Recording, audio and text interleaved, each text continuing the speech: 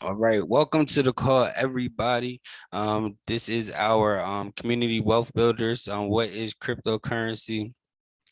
Tuesday night, terrific Tuesday call. My name is Don Crypto, Howard Powell, along with my mother, Dr. Jaquita Powell, and we created community wealth builders to help people understand how to build and wealth together. And so what we're doing is educating people on cryptocurrency because cryptocurrency is the wave of the future and the future of money. All right, Massachusetts in the house. So I want to welcome everybody to the call. But we do not start any calls off without prayer. And so we do randomly call on people to open and close us in prayer. So I hope that you are always prepared to be called on. All right. So to start us out this evening, I'm going to call on Reggie. Brother Reggie, do you mind starting us out with prayer this evening? How you doing, Howard? What's I'm going on? wonderful, wonderful, brother. That's good. Heavenly Father, we thank you for this community. We thank you for this opportunity to gather in your name so we can further our understanding about what you have given us as a gift with is wealth, which is wealth creation. We want to bless everyone that's on this call today. We want to bless those who wish to have been on this call Digital but are currencies are unavailable to make reshaping it the tonight. investment landscape, and so are we. As the world's first and largest Amen. digital currency asset manager, Grayscale is the Amen. Thank you, brother. I appreciate that. All right. So I want to welcome everybody to the call. On Tuesday nights, what we do is we simply just educate on cryptocurrency. A lot of us are invested in some of the same crypto coins. Some of us are brand new to cryptocurrencies. We don't pitch any platforms this evening. We may talk about some of the crypto investments that we're in, but our goal here on Tuesdays is just to educate and help people understand what cryptocurrency is. We play a couple videos. I look at multiple videos throughout the week, and I try to figure out which videos can be most beneficial to our team as we're growing. And so, a lot of us are dealing with the We2 tokens. Last night we had a whole lot of people on the call with We2. So tonight's videos are going to be focused on tokenomics, understanding the economics behind cryptocurrency. But we're also going to lead with the video on where cryptocurrency is and what you should know before investing in cryptocurrency. Because what I did realize with the meetings is that a lot of people are investing, but they don't know what they're investing in, or they're not familiar with how the cryptocurrencies market work. One thing we do know is that a lot of us have invested in stocks. So we know that stocks, they go up, they go down, and we don't panic as much with stocks because they're not as volatile. So we don't see 20%, 40%, 50% losses with regular stocks. But we do see that on a regular basis with cryptocurrency. So when you're new to cryptocurrency, you see a 50% drop or 100% drop, we begin to panic, and we don't know why. We don't know why we're panicking. We just not fully understanding exactly how cryptocurrency works. So that's my job, to keep it as simple as possible and help you understand these things as we're moving forward. So I do give away free cryptocurrency. Last week I went over my budget. But I don't mind giving away free cryptocurrency because that means you're paying attention. So while we're watching the videos, take notes, right? Because at the end of the call or each video, I always ask just a small series of questions, and then I give out free cryptocurrency. So hopefully everybody has their crypto wallet open, and they have access to their wallet address, because I will be asking for your wallet address to give you free cryptocurrency. So let me set up this first video and then we'll get started.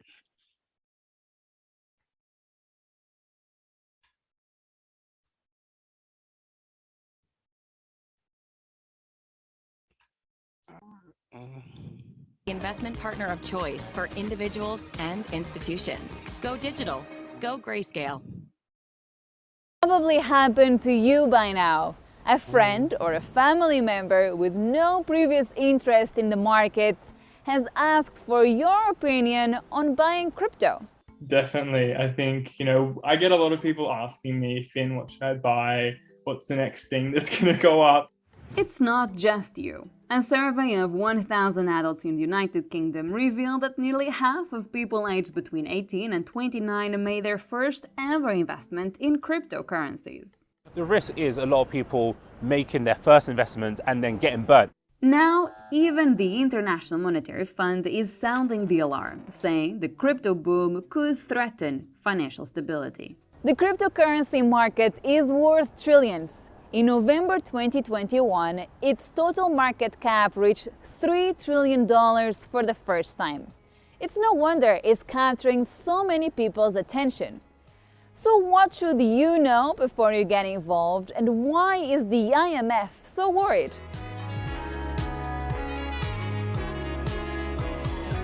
My name is Finn Judell. I'm 22 years old. I actually work as an investment banker and lead crypto division at a small little boutique investment bank. I also manage a small funds management business called FJ Syndicates. I've got a funny story for you, actually. So, I got into Bitcoin. That was all fun. I had a bit in my wallet. Look, it went up in value. I was like, oh, this is pretty cool. But my first stint into, doing research and, finding a crypto was actually a scam. I learned the hard way pretty quickly of, what to look for and what not to look for in a crypto project. Finn's experience is a common one. While more than 16,000 tokens have been listed on various exchanges, only around 9,000 remain today. What happened to the other 7,000 or so? Well, some developers have walked away, some tokens just aren't getting traded, and the IMF says that some were set up purely for speculative purposes, or, like Finn encountered, were just an outright scam. Not a lot of young people, I believe, understand the risk of cryptocurrency investments. It's simply too volatile for many people. Myron Jobson was a part of the team at investment platform Interactive Investor that published the survey we mentioned at the beginning of this video. The one about 45% of young people making their first investment in cryptocurrencies. They also found that a number of these transactions were made using credit cards, student loans, and other means of borrowing. For example, 56% of respondents who invested in either Bitcoin or Dogecoin turned to debt to fund their investments. You can't get away from cryptocurrency, you really can't. You can go on the underground, you can see an advert about cryptocurrency. Missed out on Bitcoin, well, invest in this latest cryptocurrency, which I think is wholly irresponsible. And also on social media, I think there's an association with the high life, living the glam lifestyle that a lot of influencers put out there, because cryptocurrencies are often advertised next to these posts, exploring this glamorous lifestyle. And I think that association is very dangerous. This is a concern shared by the UK's financial watchdog, the Financial Conduct Authority, or FCA. Its survey of 1,000 young investors in high-risk products aged between 18 and 40 found that they are driven by competition and influenced by hype. In fact, 58% of respondents said that constantly hearing about a certain investment on the news, on social media, and from other people encouraged them to purchase specific investments. I don't think it's right to say that people can make money, or if you've missed out on Bitcoin, this is the next big thing. I don't think that's responsible advertising. So I think policymakers should definitely have a look at that. Yes, you could make money from investing in cryptocurrency, but the volatility of cryptocurrency, it just doesn't work for many everyday investors, and so that needs to be made clearer. The IMF is calling for tougher regulations as well. In a recent paper, its authors touted the new world of opportunities a flourishing crypto ecosystem opens up. But it's the fact that crypto assets are becoming so mainstream that could put financial stability at risk. The crypto ecosystem has grown significantly, and it keeps growing very quickly in the last few years. In the process, it shows remarkable resilience, but there have also been some interesting stress tests, if you will. Evan Papageorgiou, one of the paper's authors, walked me through some of them. First, there's the roller coaster ride that these assets have been on. Sure, you could make a lot of money, but you can also lose it all. There are customers who had their funds stolen by hackers. The lack of oversight also creates data gaps, which can open doors for tax evasion, money laundering, and even terrorist financing. There has to be a trade-off, if you will, between the innovation that is associated with crypto and potentially the risks. You mentioned young people. I would dare say that it's not just young people. I would say it's a broader segment of the population that get involved more and more with different motivation. As more people begin to use crypto assets instead of their local currency, a process the IMF described as cryptalization, this can undermine the effectiveness of central bank policies. This is especially true in emerging and developing economies. The same countries the IMF says are leading the way in cryptocurrency adoption. Digital currencies appear to be here to stay. So, if you do want to get involved, what do you need to know before you part with your money? It's really important to look for strong development communities in a crypto project, because that really is where the heart of it lies, right? So, really looking into fundamentals of, what are they building? Where's the value that they're adding to the world, and where's the market for that, right? So you essentially are suggesting that people should do some research before putting their money into cryptocurrencies. Definitely. Before you make any financial decisions, make sure you understand what you're investing in. That's definitely the number one rule. Finn recommends asking yourself 3 questions. Does the funding team hold a large proportion of the tokens, and are they barred from selling them all at once? Is the project trying to raise too much money by overestimating the value of its tokens? And what does the project do? Does it add any real? I'm just gonna run that part back because I want you guys to hear that again. So I'm just gonna run this back. Definitely. Before you make any financial decisions, make sure you understand what you're investing in. That's definitely the number one rule. Finn recommends asking yourself 3 questions. Does the funding team hold a large proportion of the tokens, and are they barred from selling them all at once? I'll give y'all a second to write that down, just in case you're taking notes.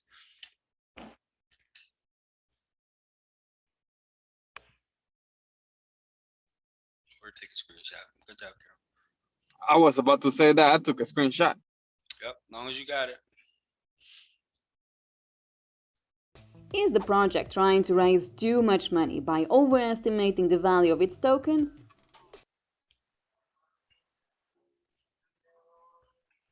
Is the project trying to raise too much money by overestimating the value of its tokens? And what does the project do? Does it add any real-world value? Oops, sorry, that one was a little fast. What does the project do? And does it add any real-world value? Don't invest it all in cryptocurrency. Yes, it's okay to dabble. Make sure if you want to do it, make sure it's a very, very tiny fraction of your overall portfolio. Your investment portfolio should be diverse. Like many young people, they want to get onto the housing ladder. You have to consider how your investments could help you get onto the property ladder. Cryptocurrency investment is simply too volatile.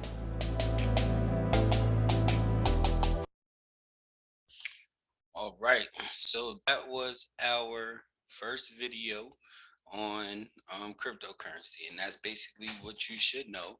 Let me stop sharing real quick. All right, so that is basically what you should know before you invest in any cryptocurrencies. Before you invest in anything, like the young man said before I played it back, you should always weigh your options.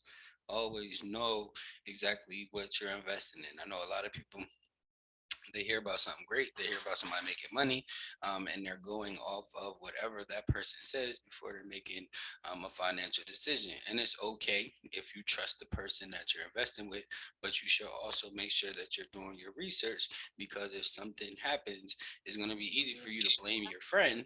But at the same time, you have a responsibility as an investor to make sure that you're doing your due diligence as well. So I only got 2 questions from this video because it was a short video. So you can answer it in the chat. Don't just blurt it out. So what ages are young people making their first investments? What is the age group that in which they're making their first investments into cryptocurrency? We're supposed to answer in the chat. Mr. Coop, 18 to 29. 18 to 29. Good answer, Mr. Coop. So the answer is 18 to 29. All right. So young people, one, because they're more into technology than some of the older generation. My mom is 65, and I say that proudly because she just celebrated her 65th birthday. And so a lot of people around her age, they're not familiar with cryptocurrency, or they may have heard about it before, but again, they're not familiarized. So my job for the last 3 years has been to teach my mother all about cryptocurrency. And so now we've built a community around teaching people about cryptocurrency. And what I realized is there's so many young people that are making money, but they're not willing to teach their parents. All right. So we have to make sure that we're teaching our older generation how to benefit from the cryptocurrency, right? So we don't want to just be 18 to 29. We want to get that age group up, right? Those people who have those investment, who have money saved up. There's people who have 401ks that they have for 50 years that aren't, millionaires or 100,000aires, but those who have small accounts in cryptocurrency in the course of 3 years have become millionaires, right? So we want to make sure that we're educating people on how we too can do the same things. That was a corny analogy, but I didn't mean it. All right, so the legal age is 18. I have to look at that. I don't know if there is a legal age to invest in cryptocurrency, because in cryptocurrency is all about identity, right? And so, or the secret of identity. So nobody knows who you are when you invest in cryptocurrency. It's all about autonomy. All right. And the next question is, what is the most important thing to look at when investing in a cryptocurrency?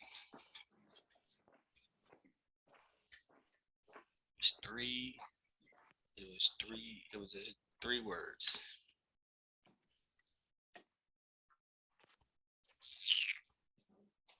Do your research.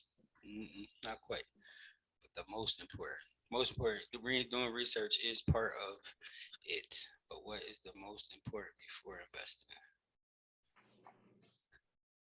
If you can't type it, go ahead, unmute yourself. If not, IMF, nope. Understand it. Of course, but nope. Howard, I have it. Part of it. Say it again. I have it. How does the funding team hold? Does the funding team hold a large portion of the tokens? And are they barred from selling them all at once? That's a good one, but not the answer. Good though. Glad y'all paying attention. Anybody? Okay, say what was your question? There you go. Right there. The Wanda Dorsey. Strong development communities. Thank you. Yes, the Wanda Dorsey. Thank you. Strong development communities. All right, strong development communities. So make sure you send me your wallet address or BNB, the OX address. Strong development communities. You want to make sure that, the community that you're investing in is strong. You gotta echo, Howard. Turn off your other. Turn off that. Is that better? All right, sorry about that. Told you my computer was acting funny. I apologize about that. You want to have a strong developmental community. You want to know what the power is behind that cryptocurrency. Who are the people? Like, as investors into cryptocurrencies, to me, cryptocurrencies, again, I'm not a financial advisor, but cryptocurrencies, when you have special projects, they're startup companies. They're companies that are raising funds in order to do something. So you want to make sure that these companies have a strong developmental background. All right. And so with that being said, I want to go into our next video, and this is going to talk about tokenomics. All right, so this is the understanding behind what goes on with cryptocurrency, the difference between tokens and coins, and how when we're in something like a lot of us are in the week too, and so we were talking about airdrops, we were talking about a burning, and people didn't really know what what was going on, and so we see price drops and all this other kind of stuff and liquidity pool, and a lot of people just don't understand what they're talking about. Frankly, it just sounds like you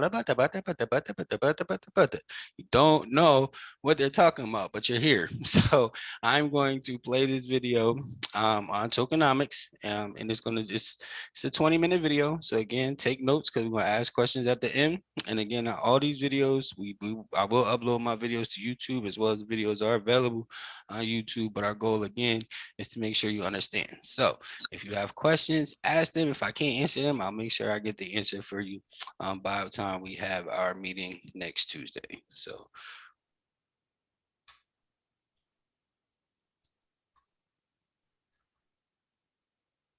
hold on. I don't think I hit this share sound, but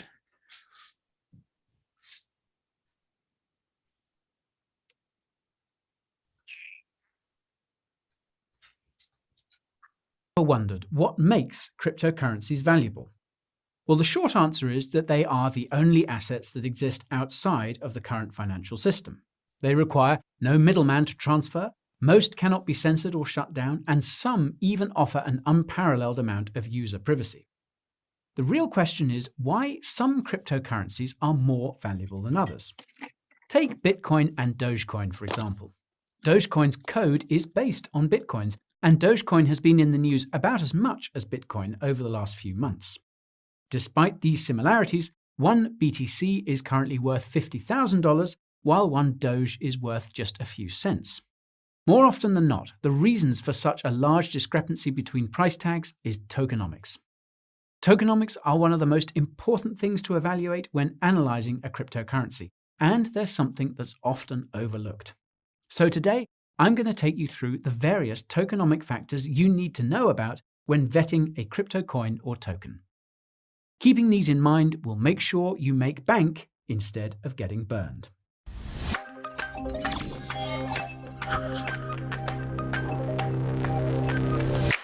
Before we get down to business, I need to make my business clear. I am not a financial advisor, and nothing in this video should be considered financial or investment advice. This video is for educational purposes only, so if you watch until the end, you'll be one step closer to having a PhD in cryptocurrency. If this is your first time tuning into the Coin Bureau, then allow me to introduce myself. My name is Guy, and this channel is where no coiners come to die. Cryptocurrency news, reviews, market analyses, tutorials, and crypto conspiracy theories are just some of the topics on tap. If your thirst for crypto cannot be quenched, well, subscribing to the channel and pinging that notification bell might just do the trick. If you want to know what to expect from this video, peep the timestamps I've left on the video timeline. Feel free to skip around if you see a topic that just can't wait to be heard about. And with that said, let's get started. Tokenomics is short for token economics. Tokenomics include a whole series of metrics relating to a cryptocurrency coin or token, such as supply, allocation, distribution, emission, and utility. It is also important to note, although they are often used interchangeably, cryptocurrency coins and cryptocurrency tokens are actually two very different things. Coins are cryptocurrencies that are native to their own blockchains. Notable examples include BTC for Bitcoin, ETH for Ethereum, and XMR for Monero. Coins are used to pay fees on their native network, are used to transfer value, and are given as rewards to miners when a new block is mined. By contrast, tokens do not have their own native blockchains and can even exist on multiple blockchains. Take Cream Finance's Cream token, for example. It exists as an ERC20 token on Ethereum and is also a BEP20 token on the Binance Smart Chain. Instead of being used for baseline network activities like fee payments, tokens often have unique use cases that are specific to the projects that made them. One of the best examples is Decentraland's Mana token, which is burned to purchase digital assets on the Decentraland marketplace. The most important difference between cryptocurrency coins and cryptocurrency tokens is how they are treated by regulators. Cryptocurrency coins function more like, well, currencies. This is why Bitcoin and Ethereum are both currencies according to the SEC. Cryptocurrency tokens are a different story. Many tokens have characteristics that make them similar to stocks in a company. Regulators like the SEC take issue with this, given that there is a lot of paperwork that needs to be done before any company can legally issue or trade securities such as stocks. As you can imagine, not many of these cryptocurrency projects are filing any paperwork, which is why many of them have been hit with hefty fines by regulators over the past few years or even shut down. If you come across a cryptocurrency token that has robust tokenomics but is at risk of being deemed a security by regulators, you might want to think twice before you throw your money at it. A Coinbase project called the Crypto Ratings Council has evaluated the regulatory risks for most of the major cryptocurrency coins and tokens on a scale of 1 to 5, with 5 being the highest risk. If you don't see yours on the list, then you can watch my video on the Ripple lawsuit to help you figure out if the token you're eyeing is at risk of dying. Use that link in the top right to open a new tab and give that video a watch when you're done with this one. The first tokenomic factor you need to check is the supply of that coin or token.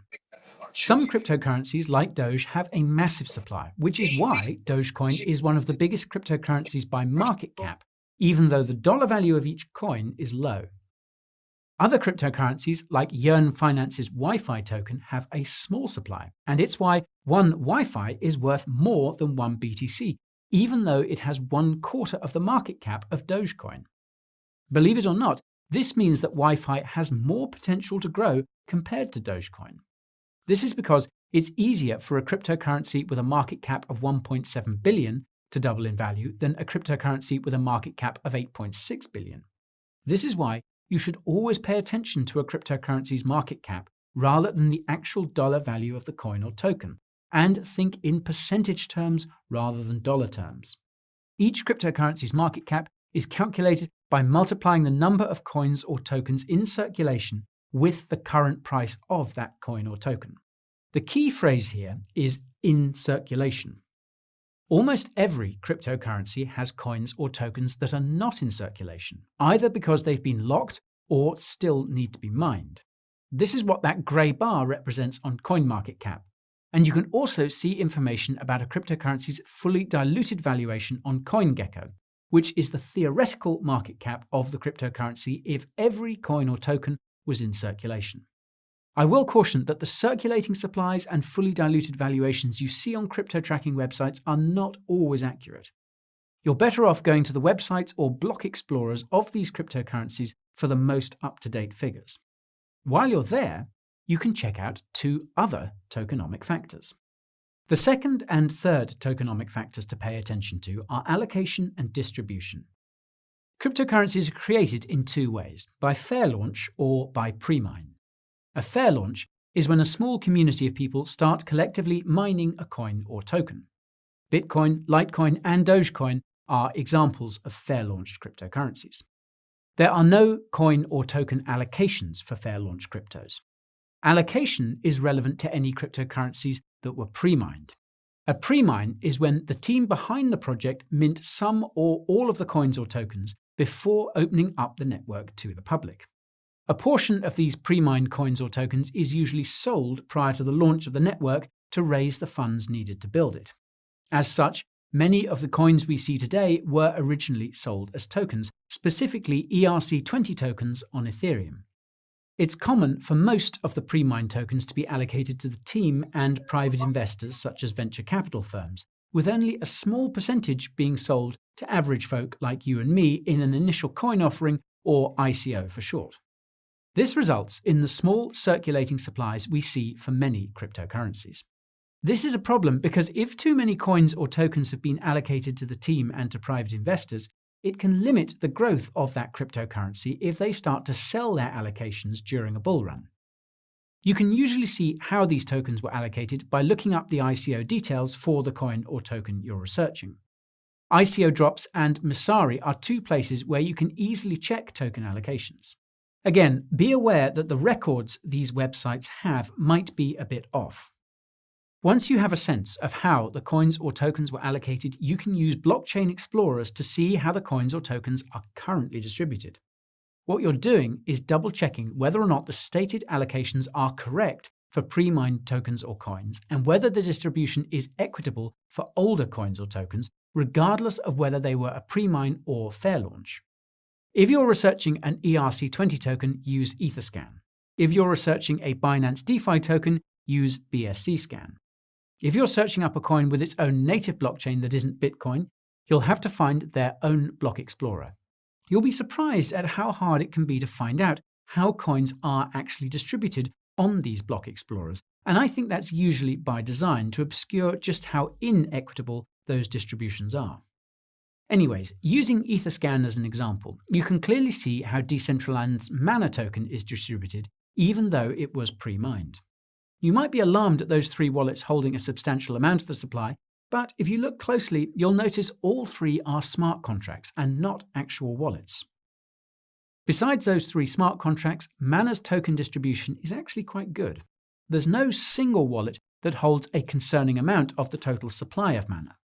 The same cannot be said for Dogecoin. One wallet holds over 28% of Doge's supply, even though it was a fairly launched cryptocurrency. Too many tokens in too few wallets means there's a risk that these whales could dump their crypto on the market and crash the price at a moment's notice. The problem is that what you see on these blockchain explorers is only half the story, and that's because of 2 additional tokenomic factors. The 4th and 5th tokenomic factors to look out for are vesting and inflation. Vesting applies to pre-mined cryptocurrencies and refers to how the coins or tokens are expected to be allocated over the coming months or years. It is common for cryptocurrency projects with a pre-mine to lock up a certain portion of their tokens and gradually release them over time. This increases the confidence of regular token holders that the market won't be flooded by tokens allocated to the team and private investors. Usually, these vesting schedules are pretty logical and take place over many years. If you see a vesting schedule that looks like this one, though, then be extremely careful. Unlocking too many tokens at once or within a short time frame can sink the price action of that token in the short term. When it comes to inflation, a cryptocurrency is either inflationary or deflationary. If a crypto has too much inflation, it can reduce the value of the coins or tokens already in circulation over time. Unless the inflation schedule is extremely aggressive, it will have little to no effect on the short-term price potential of a cryptocurrency. Proof-of-stake cryptocurrencies often have some degree of inflation to incentivize validators and delegators on their networks. This normally ranges anywhere between 5 to 15%, with some cryptocurrencies like Polkadot adjusting their inflation based on staking participation to maintain the security of the network. Many DeFi tokens also use inflation to reward liquidity providers and yield farmers on their respective protocols. DeFi tokens often have incredibly aggressive inflation schedules to keep their annual percentage yields high, so much so that Vitalik Buterin likens their tokenomics to the Fed's money printer. This is why many, including Yearn finance creator André Cronje, advise, quote, "Do not buy it, earn it." In other words, it's better to earn these DeFi tokens as a liquidity provider or yield farmer than to buy them on an exchange.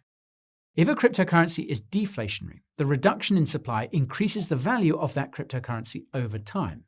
While this may also not have a big influence in the short term, this deflation is part of why cryptocurrencies like Bitcoin are so valuable.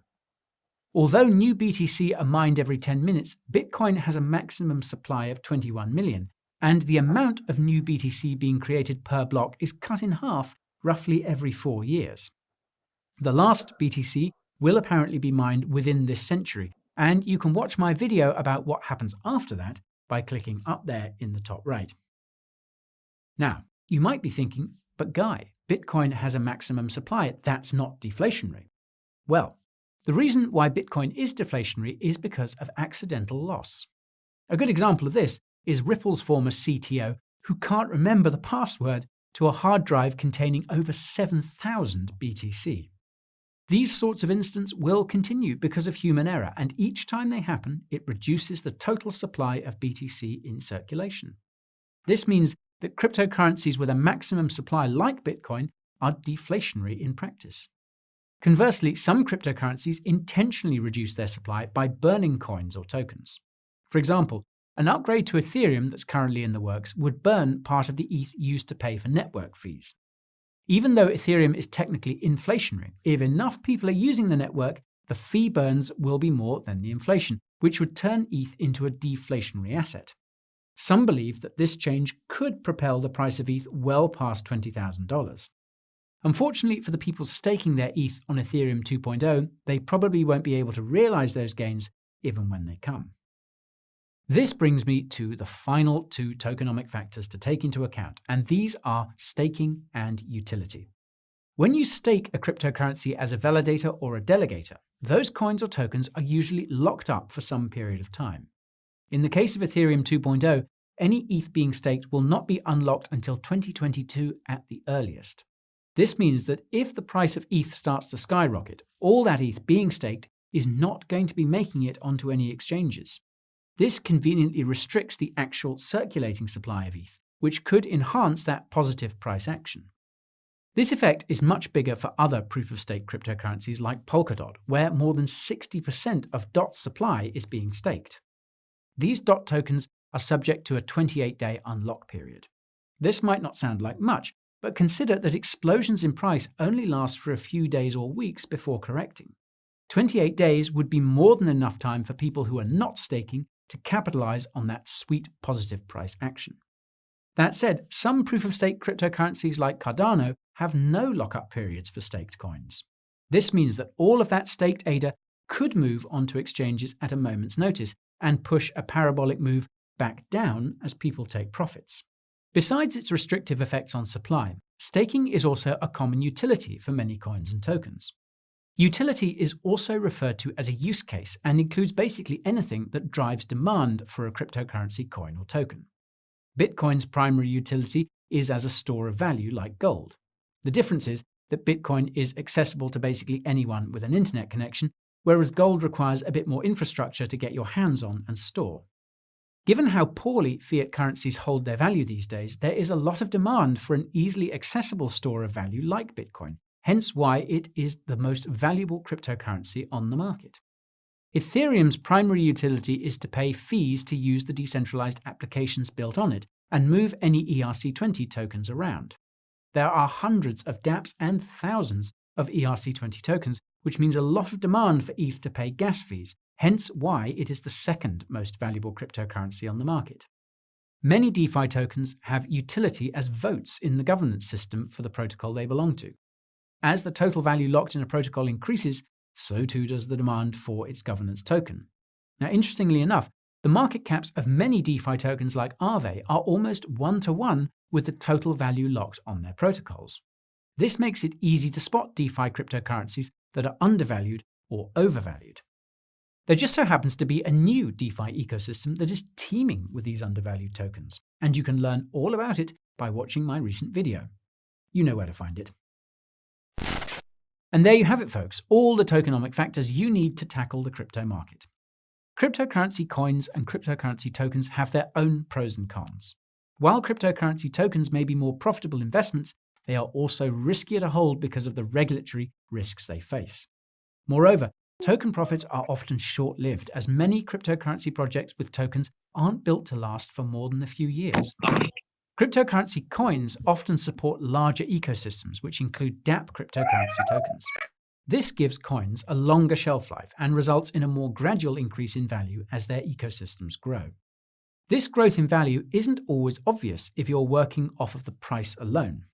Small circulating supplies can also threaten that value in near or distant future if any of those idle coins or tokens start to move onto the market.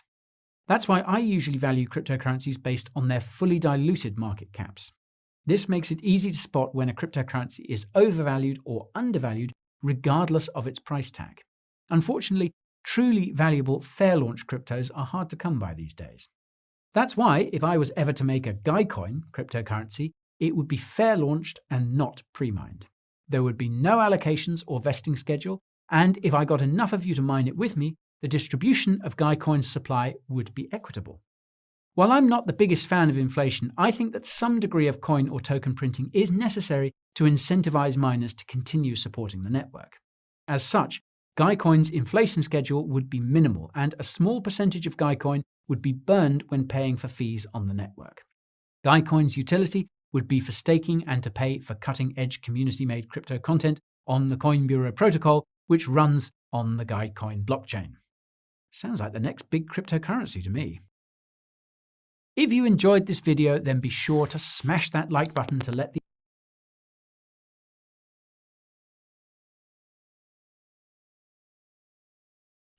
All right.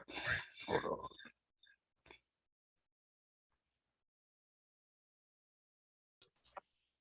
All right. So those are our videos for this evening. I'm gonna go ahead before I ask my questions.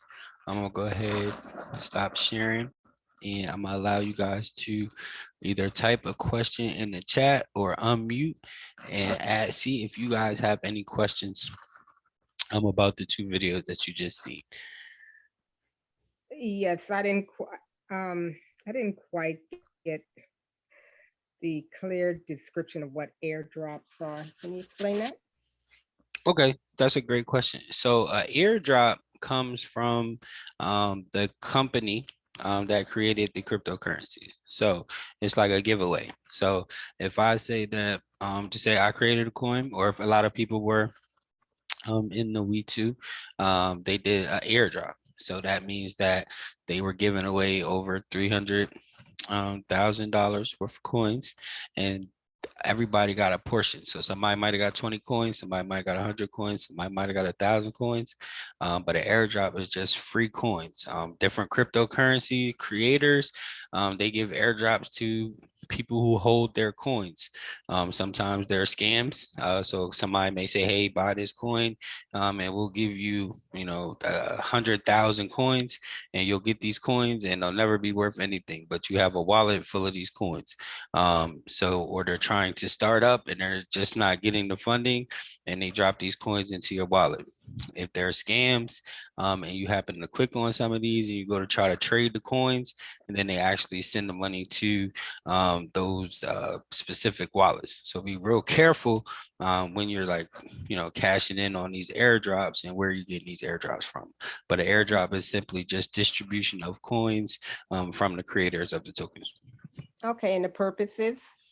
It depends. It all depends on, the company. So it can just be an incentive. It could just be a thank you. It could just be something that they've created when they were creating the community. That's what they did. They said, hey, if we get, 1,000 holders, we're going to give out of 1,000 holders, we're going to give them an airdrop just to say thank you. So it's just giving back from the creators.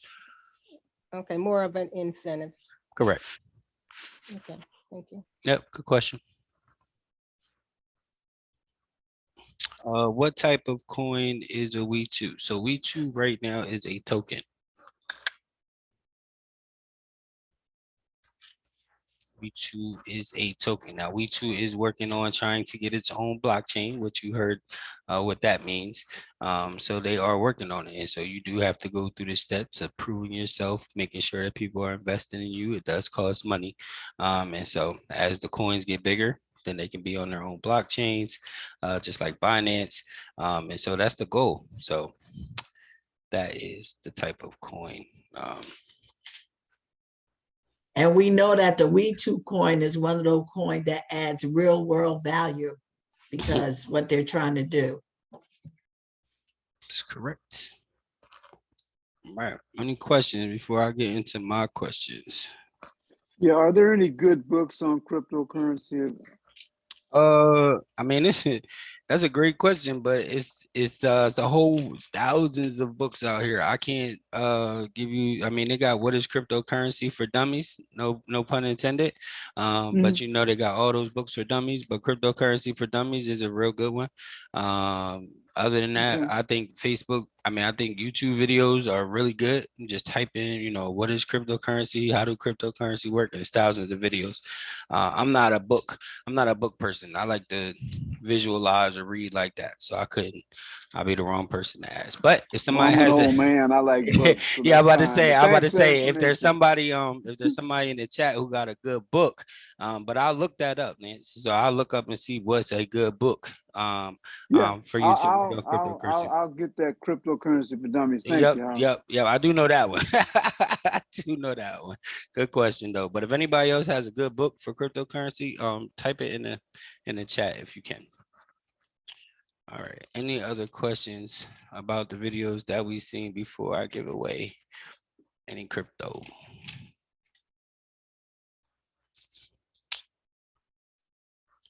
All right, that's fine. All right, so when looking into a cryptocurrency, what is the first thing that you should check for?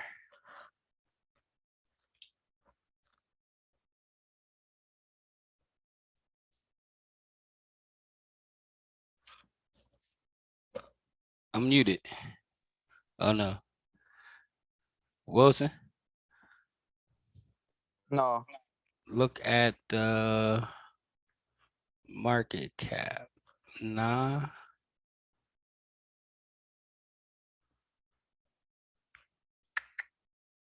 Put that Jeopardy music on them. What is the first thing you should check? Circulating supply. Circulating supply. All right. So there were two type of launches that he announced. He said there's two type of launches. So can you name the two types of launches and what the difference is between the two?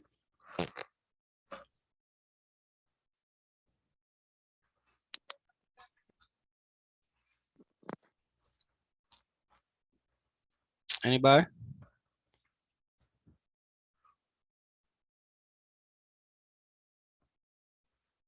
What are the two types of launches? Allocation and distribution. No, that was part of the 7 different types of coins. But what type of launch?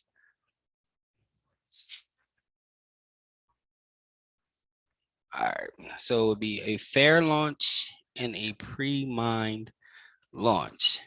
So a fair launch, everybody starts at the same time, like Bitcoin. So with Bitcoin, everybody had the same access to buy Bitcoin.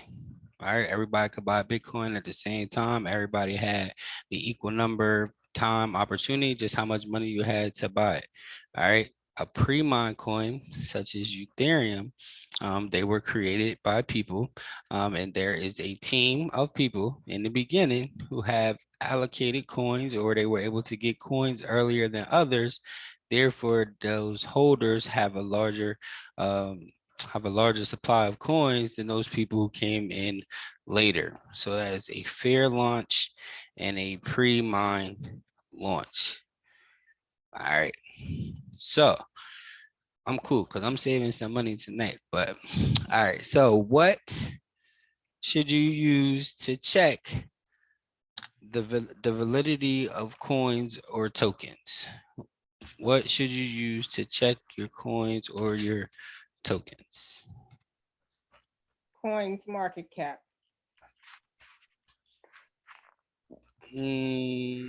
Yes, I'm gonna give you a partial answer on that because it's not the exact answer I'm looking for, but it's not wrong either. But if you want to check the coins or tokens, BSC scan, Dante Gilliam typed in BSC scan. So what is BSC scan? What is it?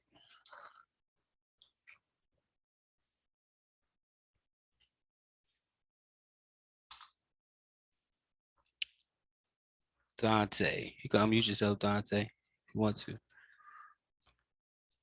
What is BSC scan? What is that considered?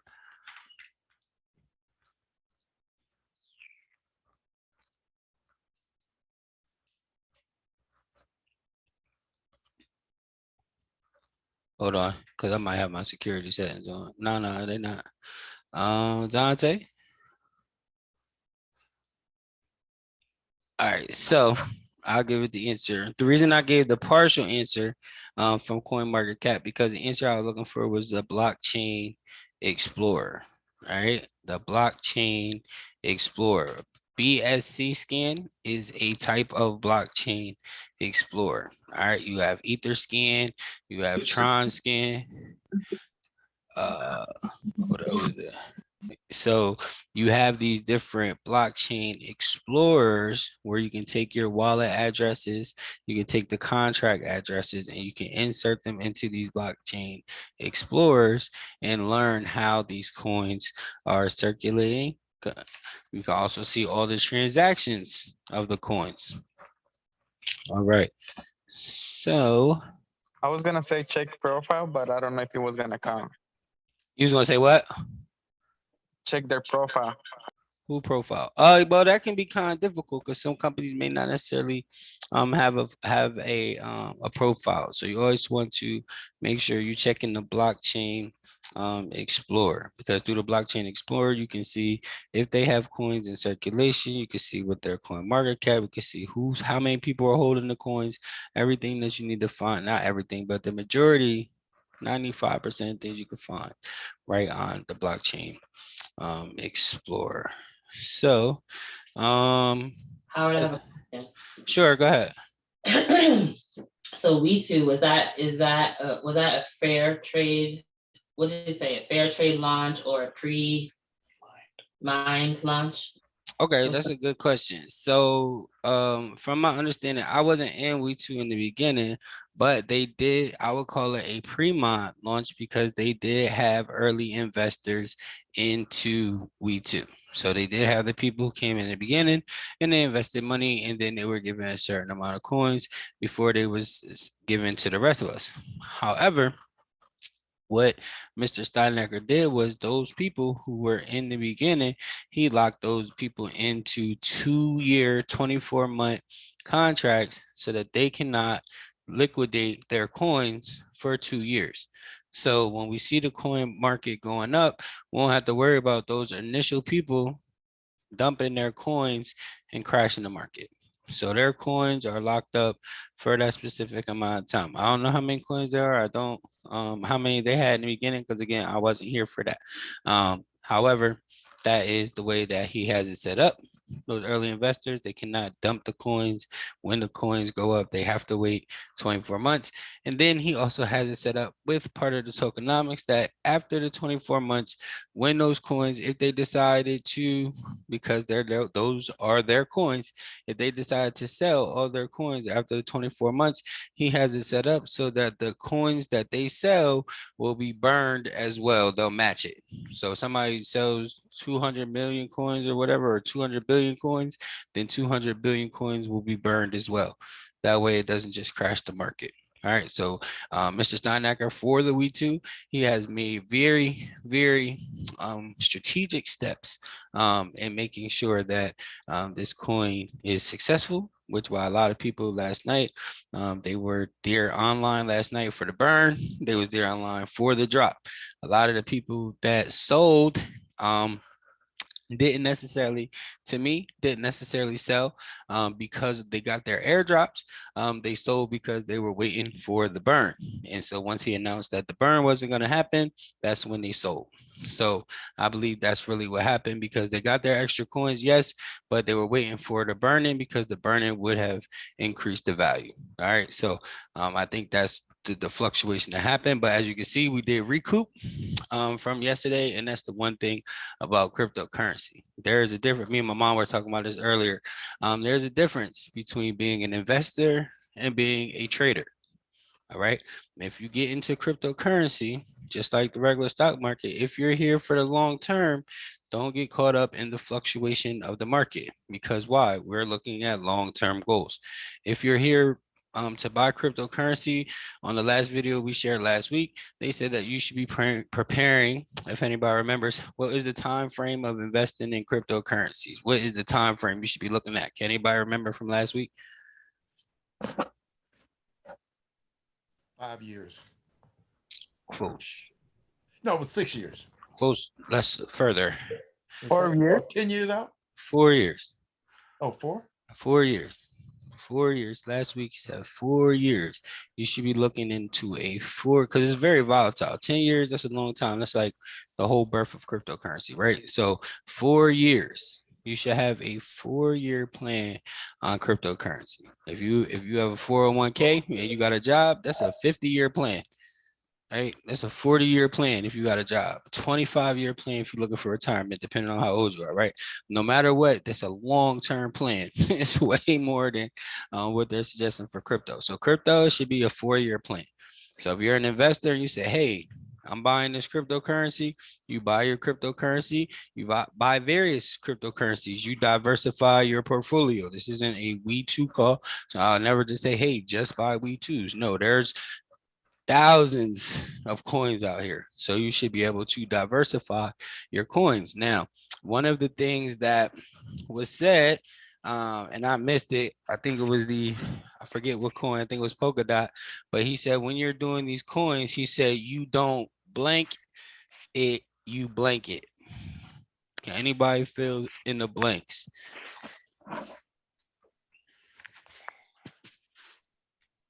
You don't blank it, you blank it.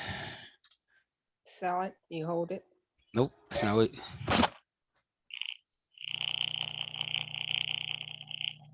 Verna? Yes. Nope, that was not it. Anybody else? You don't blank it, you blank it. Yes, you don't buy it, you earn it. That's right. Who said that? Miss Deborah. There you go, Miss Deborah. Absolutely. Please put your wallet address in the chat. That's right. You don't. Oh God, where do I find that? Probably inside your MetaMask. Inside your MetaMask. But I could probably help you that. Okay. Have it, but yeah, but inside your MetaMask. But I'll help you with that. You don't buy it, you earn it. All right. So in the cryptocurrency space, there's so many different ways to earn money. Now, when you're new into the crypto space, of course, you have to turn Your volume went down. Can you fix up the volume a little? I can't hardly hear you. I'm sorry, is that better? Yes. Okay, I'm sorry. All right, I'm sorry. I took the microphone away from my face. I appreciate that. So yes, you don't buy, you earn it. In the crypto space, the way you buy crypto is you have to come out of your bank account, right? You have to buy, invest, and you have to use your money that you earn from work or savings and everything in the crypto. Once you get into the crypto space, it's all about showing you how to take your money that you've earned and buy other cryptocurrency with it, right? So, or buy other platforms and earn money in crypto instead of buying it. For those of you who do know my story, I started with $8. I bought $8 worth of cryptocurrency, invested $8 worth of cryptocurrency, and then I've turned that $8 into cryptocurrency into over $400,000 in just 2 years. So none of the cryptocurrency that I technically buy, I earned all of that cryptocurrency. Every loss that I took, I earned it. Everything that I purchased, I earned it. Okay. So you want to learn how to earn. All right. In the crypto space, there's thousands of different programs, thousands of different opportunities. Some are here for a day, some are here for a long term. But in cryptocurrency, your job is to maneuver in this space. You can earn a lot of money real fast, and you can lose a lot of money real fast. So it's just all depending on not risking more than you're willing to lose. And so our goal at Community Wealth Builders is to show you guys how to take a little bit and turn it into a lot. And so this program here on Tuesdays is all about learning cryptocurrency. But throughout the week, we do have our Community Wealth Builders where we teach you how to use different opportunities to make money, partner with Dr. Breakthrough as well. So with that being said, I'm going to go ahead and open it up for any questions with cryptocurrency before we close. Yes, I have a question. Yes. You were talking about the burn that didn't happen last night with We2. Yes.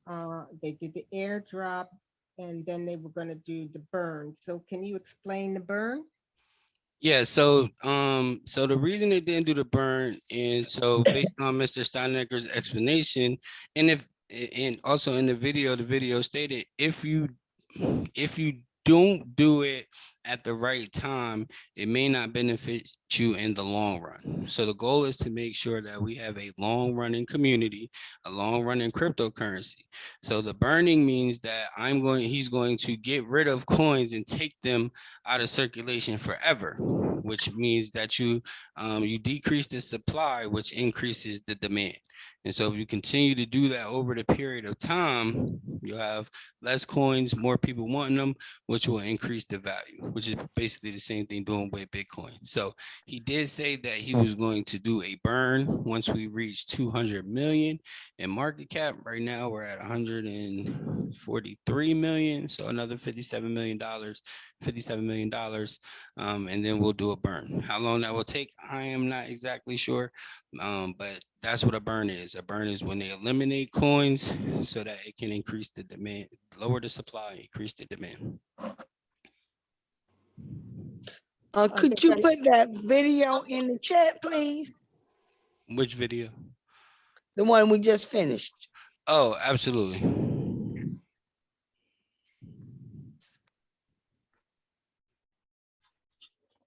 All right. Any other questions?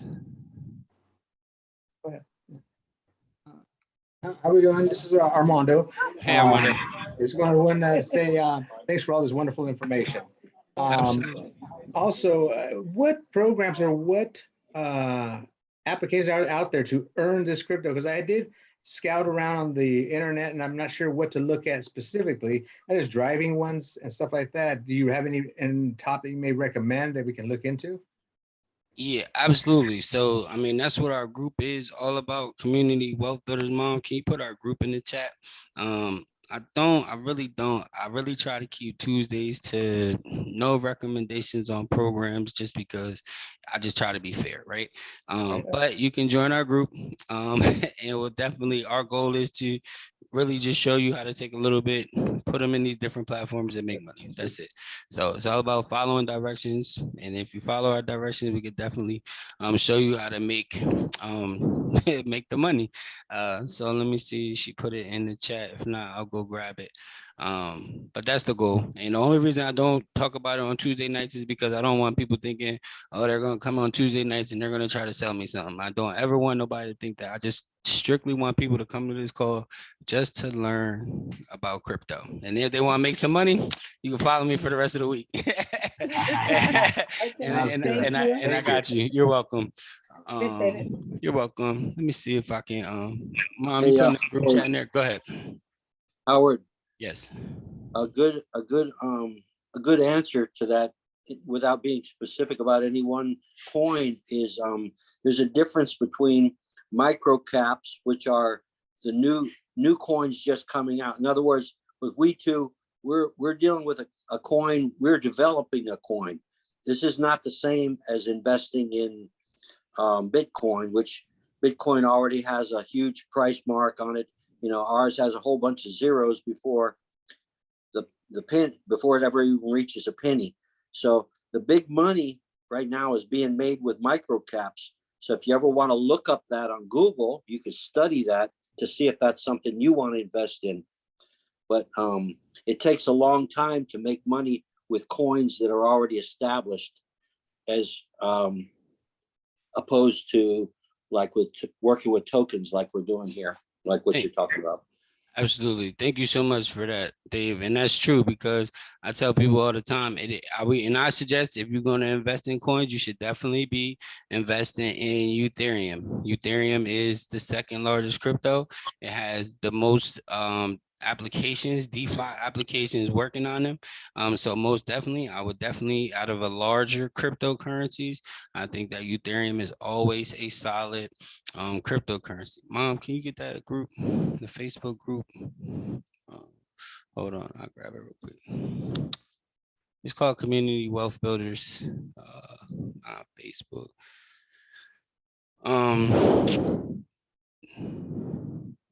trying to grab a link, but of course it's not gonna let me grab a link. I did just put it in the chat, the community wealth builders. Okay, all right, thanks. So Thank you. it should be a link though, Mom, like an actual link that they can click on. But nevertheless, our goal, like right after this meeting at 10:30, if you come back to the same Zoom at 10:30, we have a meeting tonight on one of our platforms. So our goal is to always build our community around people, educating people on cryptocurrency. So every Tuesday, you can come right back to the same link and we will continue to educate. You may come across the same video when you come back, because my job is to teach the basic level education on cryptocurrency. It's so many levels and so many layers to peel back and pull from when it comes to cryptocurrency. My job on Tuesday is just to keep it basic. So sometimes we'll talk about what is cryptocurrency, how we're going to use cryptocurrency, what is tokenomics. Last week we talked about what a smart contract was, and I know that was a little deep, so I know that I had to find another video on what is smart contracts, because that one was a little bit I was almost a little lost because it went so deep, but it's still the information that we need. So we may play some of the same videos over, because sometimes repetition is what's going to breed our success in cryptocurrency, right? And so most people here, they're already invested. When you're investing in cryptocurrency, the idea is that you do not ever come out of your pocket any more money. All right. If you made some money in cryptocurrency, whatever you invested in, you want to take a portion of your proceeds, a portion of your profits, take that and put it into something else. Now you allow that to grow into a profit margin, and then you take that profit and then you put it into something else. And then you continue to flip your profits until you have what they say, multiple streams of income. Right. So if you started with 500 and it turned into 3,000, and now you take 500, put it here, make 500 off of that, take it out, and you just keep doing that. Now you have 12 different streams of income, and you only came out of that your pocket that one time with that original 500. And so that is the goal. So is there any questions?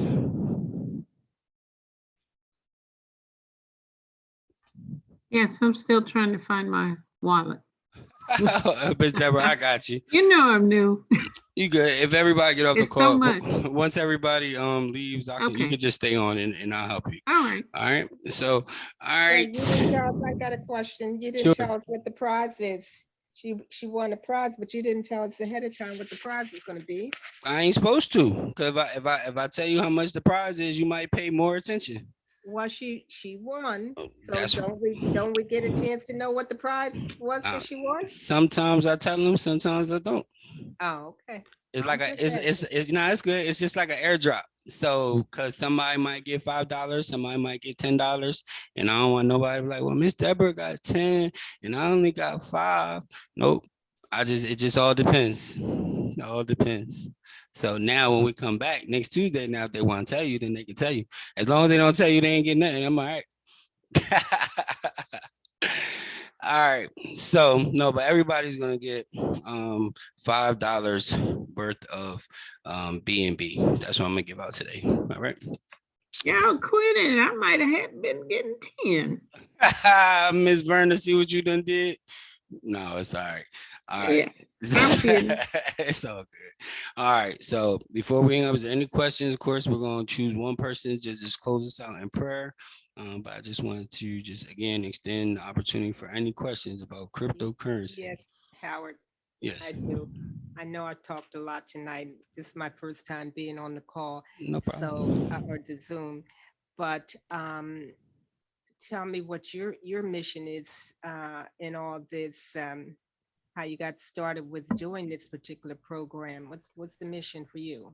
Okay, well, that's a great question. So my mission, that's a very good question. I might just send you some free cryptocurrency just for that question. So go ahead and put your wallet address in the chat. My mission really is to build a community of like-minded individuals.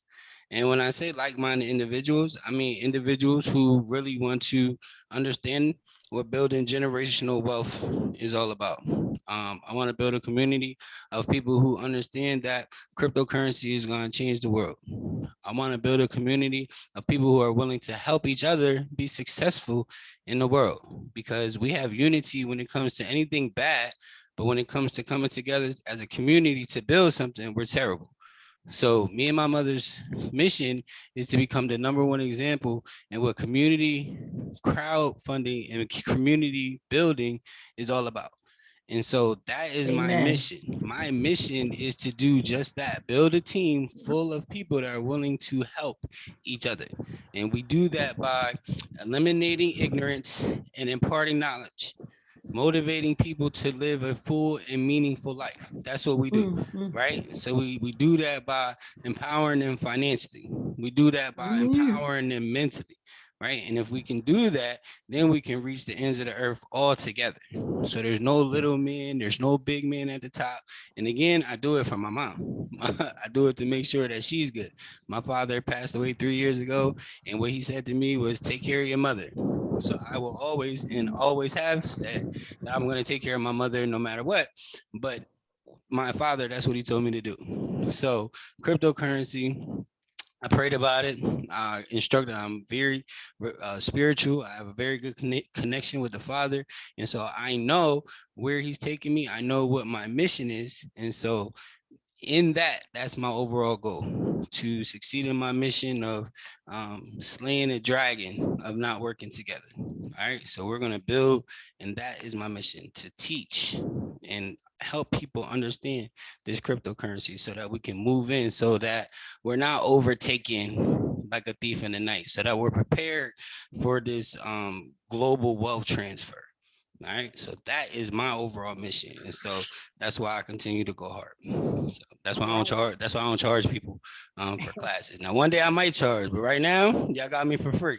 So I will continue to do that, and my mission is to create other people who can teach the same thing, so that if they can't reach me, they can reach my mom, or they can reach Miss Carol, or they can meet Miss Donna, or they can reach Wilson. But that's my job. So thank you. That's a great question. And I'm definitely gonna give you some free cryptocurrency for that. All right. Any other questions? You guys are welcome. You guys are so welcome. It's a lot of thank yous. So it's not about. Yeah, I just have a comment, Howard. Sure. Hopefully, within the coming weeks, you'll do some training on the Ledger wallet. I don't really understand that, but I understand you need it. I can't do any trainings on a Ledger wallet because I don't have one. Oh, okay. I don't have one. I'm not against a Ledger wallet, but for me personally, I lose stuff, right? And so a Ledger wallet is a small device, almost like a car key, right? So it's a device like this, and you want to put it in your safe. You got your keys for it, but if you ever lose your Ledger, you lose your crypto, and I lose stuff all the time. So that's that's not a good idea. Then that's not good for me. Now, other people who are, they got their safe and they got their safety deposit boxes, and they got the grandma's backyard and all that other kind of stuff. They have that, and they trust themselves because they're more responsible. For me, it doesn't work for me, so I wouldn't be able to provide training on that. However, well, no, that's fine. You answered the question. Basically, then the other thing is you can speak on how we can protect our wallet that's on our computer. My MetaMask's on my computer. I wouldn't put anything on my phone. See, I'm the opposite. So I don't really use my computer. I trust my phone more than my computer, because my computer always susceptible to Wi-Fi hacks and all that kind of stuff. My phone, I just feel a little bit more secure. So I'm a little backwards on that. I understand folks that are older than me, they've just been using the computer, so they use a computer, they're better. But for me, even like Dell said, he got 2 different phones for his storage or whatever. But the most important part is those 12 words. When you open a wallet, they give you 12 words. When you open up multiple wallets on the MetaMask, they don't give you the private keys for those individual wallets, but each wallet holds a private key. They don't give it to you in the beginning, rather, but you can get it. But each of those wallets hold a private key. All right, so those private keys are for those individual wallets. So those, to me, are the most important. If you keep those in a secure place, that's the safest thing that you can do. If you got multiple wallets, then you'll have multiple 12 words. I say store them in a file, email them to yourself. Even if you write them down, I remember I was sitting at the table with Dell. Dell said he got metal stamp where all his letters, he stamped metals and he tossed them in a bucket somewhere. So it's a lot of different ways, but 12 words, secure them, and just don't give your 12 words to nobody. A lot of people got hacked yesterday. There was hundreds of people that got hacked yesterday because somebody put out the airdrop link in a fake Facebook group and they said, hey, put your 12 words in. We're going to give you $300 worth of We2 tokens or whatever. Nobody should ever ask for your 12 words or your private key, ever. If somebody asks for them, tell them to kick rocks, right? Delete them, block them. Nobody should ask for your 12 words. Never, ever, ever, ever, ever, ever, ever, ever. Or your private key. If they do, it's a scam. If you give it to them and they lose your money, don't call us saying, I don't know. Yes, you do. You know exactly what you did. And so you have to be responsible for yourself and your money in this crypto space. It's not the bank. It's not the bank. You're not secure over here. If you send the money to the wrong person, you either gotta trust that person and say, hey, I'm gonna send it back, or you gonna lose it. You're gonna lose it. I've lost a lot of money sending to the wrong address, being too fast, not paying attention. I've had my computer hacked, right? So I've had that all happen to me. So I don't really use my computer for nothing. It's all on the phone, right? So that's just my personal experience. There's some people who've been using the computer 15 years. They got antivirus software. They log out of their MetaMask every time they get off their computer and they take their proper steps. Me personally, I may leave my computer open and go away for 2 hours and not lock my wallet. That's my fault, right? But if something happens, you have to learn how to eat those responsibilities. Somebody said to me yesterday, you sound like this happens to you all the time. No, but it's happened enough that I know I can't cry about it. Once it's lost, I can't cry about it. There's no authorities I can call. There's nothing I can do. It's gone. It's crypto. So you learn how to brush it off. It's like a bad poker hand. For y'all who play poker, if you go all in and you get a bad beat, it's the next hand. You either get up from the table or you're going to play again. All right. So which days of the week do you hold classes? I only do a class on Tuesday right now for what is cryptocurrency. And then during the week, it's really just different presentations on different platforms. Ms. Verna, I'll send you an email. What do you think about the 2 phones? Should I buy another? It sounded like a good idea when he mentioned it last night. Absolutely. A lot of people, I was with Karatbars. If a lot of people don't know about Karatbars, and then Karatbars had put out a phone. And so I got a phone myself that is a phone that is strictly used for wallets. It's basically a decentralized phone. And so I just have my wallets on there that keeps my wallets in storage. So yes, having a smartphone and I use Token Pocket. I use the Token Pocket wallet. There is a little discrepancy over Token Pocket because there was a fake Token Pocket in the App Store.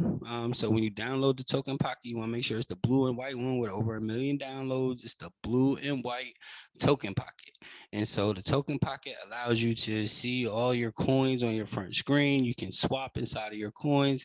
And so Token Pocket is my preferred wallet. So if you do buy a separate phone, it could be a used smartphone or anything, just put the Token Pocket on your phone and then put your 12 words, and you can have up to 20 different wallets. So if you got multiple accounts, you can put all 20 of those wallets right on the Token Pocket, and you can leave that phone wherever. But then same thing like a ledger, as long as you don't lose that phone, right? So you just still got to keep track of that phone forever. So 12 words is really important.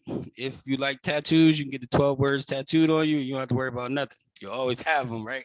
So it's just like, it's like the Matrix. If you know for a fact, hey, I got $1 million associated with these 12 words and I don't want nobody to get them, you might want to put them in your will, give them to your lawyer, right? And even with that, you got to make sure that you trust your lawyer, right? So you might want to get them tattooed on the back of your thigh or your calf muscle or something like that. It's just real world problems.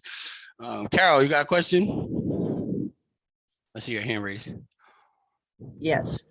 I have the MetaMask on my computer, but I have the Token Pocket on my phone.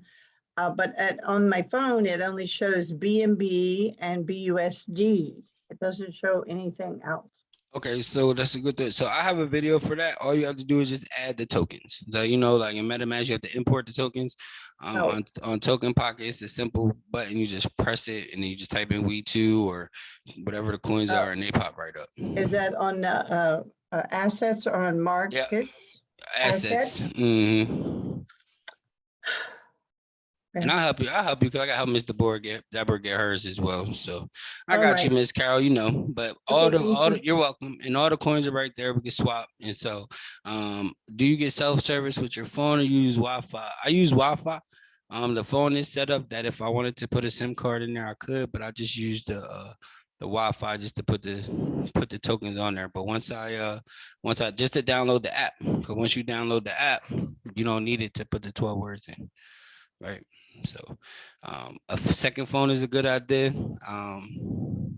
So yeah, so second phone is a good idea, but the 12 words are the most important. You can have all the phones in the world, and if somebody gets your 12 words, all of that be gone, right? If you get a ledger, you forget your password, who cares, right? Because that's what the dude said in the video. And for the bonus question, why is Bitcoin that? What's the word? I wrote it down. I can't even man. Why is Bitcoin deflationary?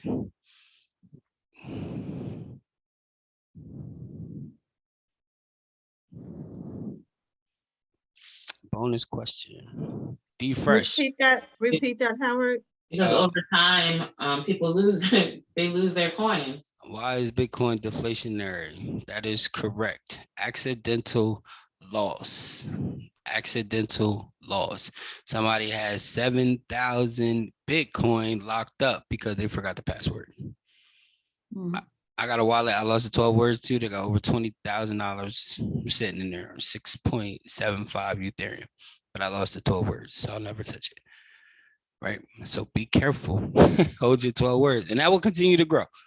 That will continue to grow as you think. If Ethereum go to 20,000, that wallet will have over 150,000 in there. I'll never be able to touch it. It just sit there dormant Forever. Endeavor. I can look at it and just be like, what if, right? So keep your 12 words, keep your passwords, your private keys, all of that. But your 12 words are always most important. And don't give them to anybody under any circumstances ever. So I have one more question. Sure. Okay, so you said you have lost your phone before. So as long as you have your 12 words, so no one can actually, even though you have your wallets in there, could they get in there? That's a great question. So if you have a passcode on your phone, they shouldn't be able to get in there. If you have a passcode and they get into your phone, depending on your app. So on Token Pocket, you need a password in order to send your crypto, right? You need a password. You have to have a password, or you have to use your Face ID or your fingerprint or the password. You have to use that with Token Pocket. I used to think it was annoying, but in Trust Wallet, you don't need a passcode. It's optional. You can set up a passcode, but you don't need it. In MetaMask, you can send it, but you don't need a passcode. So at any point in time, you could just send. So if they get into your phone, depending on what app you have, then yes, they could get access to your 12 words, because they can, if they know what they're doing, they can just request them. Like if you go into Trust Wallet, you can hit settings, wallets, you hit the button and it says, show me my private key, and I can see it. If I go on your MetaMask to your computer, I can say account details, settings, and it's going to ask me for a password in order to release those 12 words. Right. If I go through your phone, it's going to ask for a password as well. But to send money, it won't. But for the 12 words, it will. On Trust Wallet, it won't. And then on Token Pocket, it will always ask you for your password every single time. So that's why I like Token Pocket. And because I like Trust Wallet, so I can intervene. I love the Trust Wallet more than the Token Pocket. I ended up putting a password on my wallets. So if I do lose my phone, they need my password to get in, whereas before it was just open. Absolutely. J Loud in the back too. So you're saying you put a password on the Trust Wallet now? Yes. Now my Trust Wallet, Trust Wallet made me put a passcode on there. So now I actually have to use the passcode for the Trust Wallet. But it is I didn't know it was an option. Yeah, it is an option. I don't know how to turn it on, but I know one day they just told me I had to do it. So I used to like it because I didn't have to do it. because like who Yeah. wants to put a password every time? But I accidentally sent 9 Ethereum to somebody by mistake when I was supposed to send them $9, and they will not send me my Ethereum back. So if I would have had that password on there, it never would have happened. In order to see my balance in MetaMask, that only is seen in Token Pocket with steps. As long as you got your 12 words, you will never see the balance on MetaMask or Trust Wallet for a coin that's not listed on CoinMarketCap. So that's why you won't see a balance. Once the balance is actually, once the price of the coin and everything is actually listed on CoinMarketCap, then you'll be able to see it in your MetaMask and your Trust Wallet. But that's why I recommend the Token Pocket, because you can actually see your balance and everything else like that. I think that was your question, right? All right, cool. All right, and can I use an old phone for crypto? Yeah, any smartphone. You can use any smartphone. As long as it's a smartphone and you can download an app on there, you can use it. Absolutely. And all wallets have QR codes. So when you do get your 12 words, they also give you a QR code. So if you screenshot or take a picture of your QR code, you can save your QR code and you can always scan it instead of actually having the 12 words. Because if you scan it, it's going to reflect your 12 words. So all right, so that is our call for this evening. It is after 10. I try to normally keep it to 10 o'clock, but it is a little after 10, so I'm excited. I'm so happy that you guys were able to make this call. Please share with your friends every Tuesday. Again, we don't do any advertising on programs. We talk about cryptocurrencies. We talk about different cryptos. We ran over our time, so we're just going to, we stick with the We2 right now is a good place to be in. Some people do say all the time, is now a good time to buy? If your goal is to get to a penny and hold the coin to a penny, it is always a good time to buy. If you're trying to make money, I'm sorry, I did get off a topic, and I just want to say this real quick. There's a difference between an investor and a trader. If you're an investor, you're holding on for the long term. You're not worried about the ups and downs on the market unless you're about to buy some more because you're an investor. If you're a trader, then you're the one that's concerned about the ups and the downs of the market, because if it dip, I can buy low. If it goes up, I can sell high. And so that's what traders do. All right. So we don't have to be worried about, oh, it's a large dip in the market today. It's going to be large dips for the next. What was that? It's going to be large investors for the next few years. And so we're going to see major dips. We're going to see dips that go all the way down, like they did last week. We're going to see that, but we're not going to be concerned with it because our overall goal is in a year. If we see a big drop, the only thing we can say is, hey, it's on sale. I ain't never heard nobody say gold going up. The gold is going up. I don't want no more gold. Or gold dropped so low, I'm going to sell all my gold. No, you're going to hold on to it because gold increased over time. Bitcoin is the #1 largest producing asset in the last 12 years. There is nothing that has outproduced financially anything more than Bitcoin. Not Amazon, not Tesla, not Apple, nothing. Not gold, not silver, not platinum. Nothing has outprofited Bitcoin over the last 12 years. Cryptocurrency is a volatile space, but also Bitcoin was $3,000 in January 2019.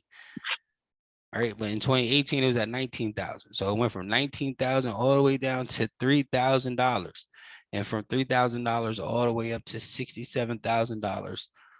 And now we're sitting at 40,000. All right, in just a matter of 3 years. So it's okay. Hold on.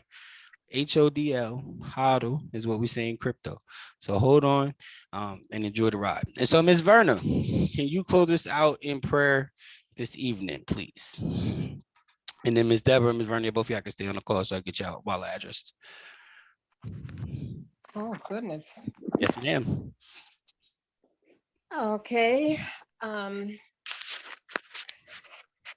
Thank you so much, Holy Spirit, for this great training tonight, for Howard and his mother for hosting this training to enlighten the masses.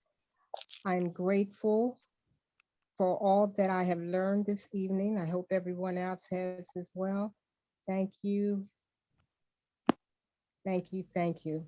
Amen. Amen. Amen. Amen. All right, you guys. You guys can unmute yourself and say good night, and then I will see you guys